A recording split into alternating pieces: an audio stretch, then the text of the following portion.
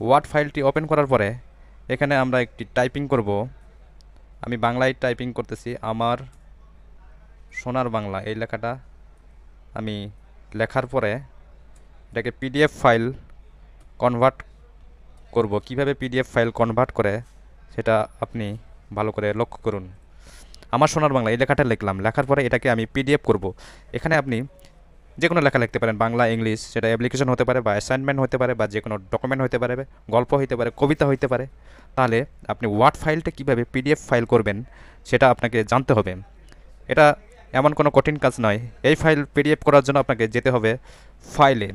ফাইলে যাওয়ার পর আপনি সেভ অ্যাজ এখানে ক্লিক করবেন।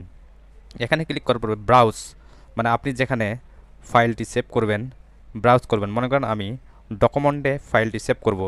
ফাইলের নামটা কি দেব? আমি আমার নাম SUJON সুজন লিখলাম। এখানে সেভ অ্যাজ টাইপ, ফাইলটি যেহেতু পিডিএফ করবেন এখানে পিডিএফ ফাইলে সেভ হবে। তারপরে আপনি সেভ এই অপশনে ক্লিক দেবেন। এখানে ক্লিক দেওয়ার পরে আপনার ফাইলটি পিডিএফ হয়ে গেছে। এখন আমরা